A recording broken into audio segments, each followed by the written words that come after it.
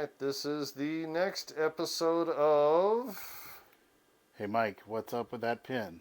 Tell Us About That Pen. All right, well, we've got a Variety of Spartans, I see. variety of Spartans, and then we've got actually the Spartans are Bean Brothers, but there's the Bean Brother Company out of East Detroit, Michigan, and then there's the Bean Brother Company out of Walton, New York, and each made pins.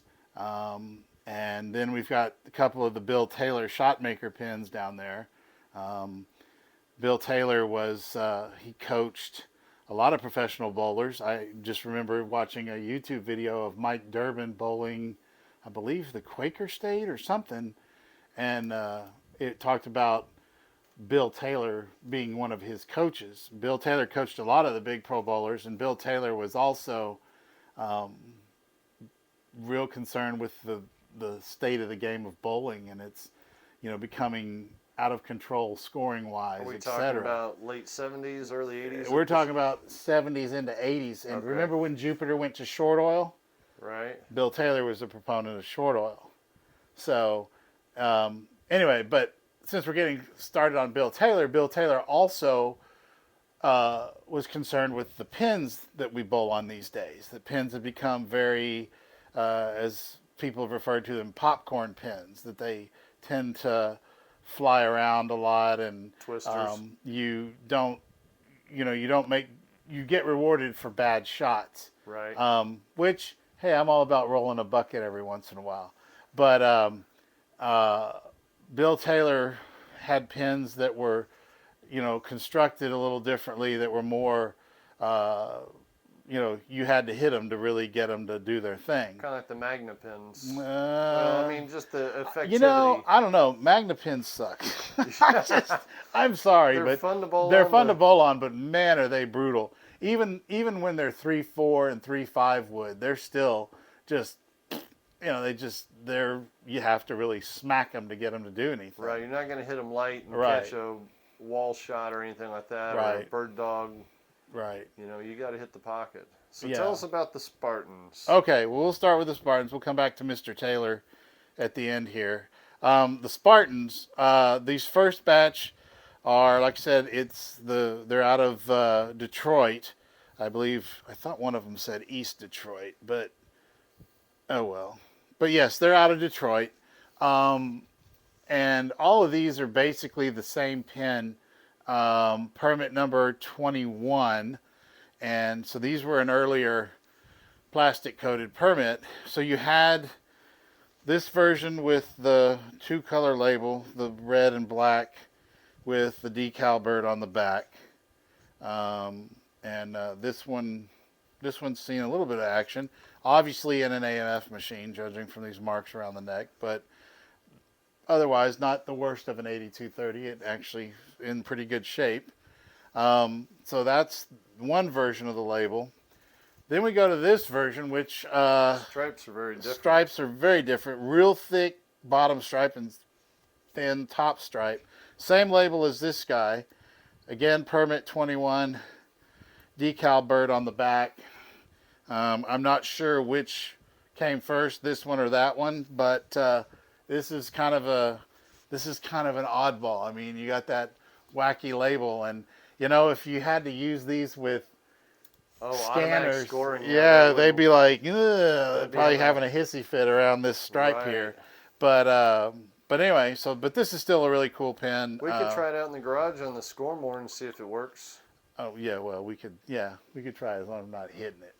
You mean we can't bowl on them? No, we're not going to be beating They're this well one up. rested. Well, that doesn't matter. I'm not Okay. trying to see what the plastic will do. Okay. But anyway, their last version of this pen was the completely red label, with red bird on the back. There is a large bowling center in Detroit, or outside of Detroit, I believe Sterling Heights, the Thunder Bowl or Thunderbird lanes. It's got like 90 lanes. It's got the arena. They have Pro Tour stops there. They used to do a Bowling for Dollars show from there. If you go on YouTube and look up Bowling for Dollars in Detroit, it comes from Thunderbird lanes. And Still around? it's still around. Good. And they did the Bowling for Dollars show, and they had AMF 8230s, and they had bowling pins with dollar signs painted on them on them. But if you look in the lane next to the lane they're using for the TV show, these guys are in the lane. So it's like this was like 1979. Oh wow! So these pins were around back then. Okay. So you had that, anyway. But then there's the Bean Brother Company out of Walton, New York. They made several pins, but as you see, there's the Bean, as in, Bean Brothers, Beanie, that's kind of the thing. Mm-hmm. I think we used to call these the Beanie Brother pins, but this is the Scoremore pin, permit number 8, plastic coated, nylon reinforced. This one has a red bird on the back. So that was this pin. They also had the Tough Tex. My Tough Tex color label is not in the greatest of shape. It's been kind of, well, you can kind of see. But that's not a wood pin. That's a plastic. No, it's plastic coated pin. Okay. And I don't know what, but up here on the top, the beanie is yellow, but I don't know what the heck happened to this thing. But anyway, it's got a blue bird on the back. Much like the AMF. Yes, much like pins. yes. And then you got the newer version of the Tough Tex, all red label. Again, permit number 8, nylon sleeve, red label or red eagle on the back. And that one's new, looks like. Yeah, it's never been used, although the base is crumbling. It's cracking, which was typical. Is that an Abco base? Yeah, it's an Abco base. So, I've seen where some of these Bean Brother pins were rebuilt. These were not. They were just, they're plastic coated pin that they made back in those days. I do not know when the Bean Brother Company went out of business, but they were around. I think the first time I ever saw one of their pins was in a book that I got out of the library, and it clearly was that label. It was definitely distinct. So those are the Bean Brother pins. I think they made another plastic coated pin that was non-approved, the Tuffy. Yeah, you've got that one up somewhere. Yeah, I think it's up here in the corner. It may be, or somewhere up in there. But somewhere on these pins. We've done the video on this one before. Yeah. Oh, there it is. Oh, okay.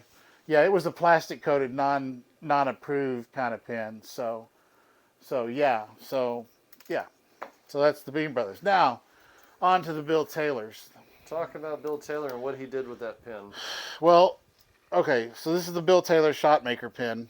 Made about... It was in the late 70s up into the 80s. Okay. He, like I said, Mr. Taylor made these pins to where they were not, not the typical, like an Amflight 2 or a Brunswick Max that we know today. The voids, the inside, were a little different. So they were not, these pins aren't necessarily heavy, but I mean, I'd say this one's probably 3.7, 3.8 wood. So it was heavier than a normal pin at the time. Well, yeah, but anyway, he was trying to make where you had to make good shots to score on the pins. And does it have a permit on it? It does not. It has this on the back. And I remember he had, like this version has 2 blue stripes. And if you'll hand me the other, this actually is my favorite. I love this. This one has the 3 blue stripes and has the same label and that on the back. And this one has a blue base that says Kimber on it. Kimber. Yeah. And have you seen that on any other pins? Or is that... Yeah, I've actually seen the Kimber bases on other pins.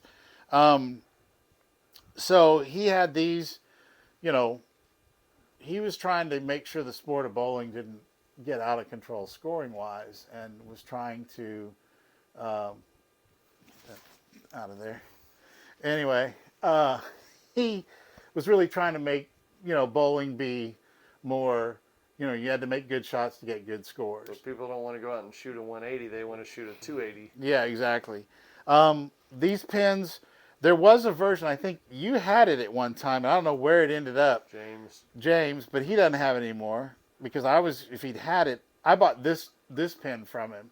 He had one that had an eagle on it. Oh, wow. It had and it said test pin, and I was like wanting to get all over it. But I actually talked to Mr. Taylor back in the 80s. I mean, I was in high school, and I actually talked to him about trying to get some of these.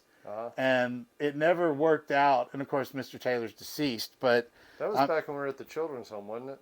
Yeah, probably. Or was it before all that? It was back. Well, yeah, because Jupiter started doing short oil in the 80s. Yeah. And late 80s, and yeah, and I remember they had a thing. Jim Goodwin, who used to run Circle Bowl and the Bowling News, had talked about they had a deal at Heart Bowl where Bill Taylor was doing a seminar, yeah, thing, and they were using these pins and his lane conditions and such and so forth. So I wish I would have known about that. I mean, we were probably in high school, but it would have been cool to go over and see, right? But anyway, but yeah. So I've never bowled on a full set of these. I think they're getting harder and harder to find. They pop up, but they're getting fewer and far between. So I'm not throwing this one in a machine. It's too beautiful. I love these stripes. I think these are the coolest. That is really nice. So it's really cool. Very reminiscent of this. Yeah, here, the Masil Master. It's kind of the same, or Masil, however you want to say it. Actually, hold those up side by side there. Yeah, so see, those stripes are almost a little thinner and almost the same spacing, though. And I also, while we're talking about similarities, this pin, I don't know where he had these made, but I'm suspecting the same outfit that made the LPC pin and some of those pins up in Iowa. I think that's where these bad boys might have been manufactured. So, not sure, but it's just kind of looking at them. It's kind of like, So, anyway. So, yeah. So, that's the Bill Taylor shot makers. You just had to really hit them good to get a good shot off of them. And I think at this point, it almost concludes every pin that Mike has. I think. That we've done on videos in the other room that's full of pins until Mike amasses some more things or finds some more pins that we haven't covered. This may be the last one in the series for a little while, so hope you enjoyed them. Yeah. If you got any pins you want to sell, Mike is always open to buying pins, trading pins. I think you prefer to buy them, though. Well, I mean, it just depends on what I have to trade. I don't know that I have a lot, but I have some stuff. Contact Mike. He'd be glad to talk to you about it. So yeah, if you have questions, if I can answer them, I'd be glad to. And if you have any good info that Mike didn't cover that you know that he doesn't know, please pass it on to him because he can update the list and keep the knowledge going. Definitely. So thank you for sharing all your pins with us. I think this is number 30 in the series, so we're looking at about 300 pins total, I think, that we've covered. Yeah, some may have been repeats, but it's kind of hard to keep track of what you brought over and what we've done up here. So I need to publish, well, not publish, it's out there, but I've got a permit list of everything up to like the Brunswick Max and a few things after that. And I need to put that out there somewhere. And update the list with what you have and can add to it. So that's how those lists I need grow. to make a list of everything I have and whatnot. So if you have anything to add, let them know. Yeah, and definitely. Hopefully we'll see you in a few more episodes coming up soon. Definitely. But for now, thank you for watching. Hey, Mike. What's up with that pin? See you later. Oh, no.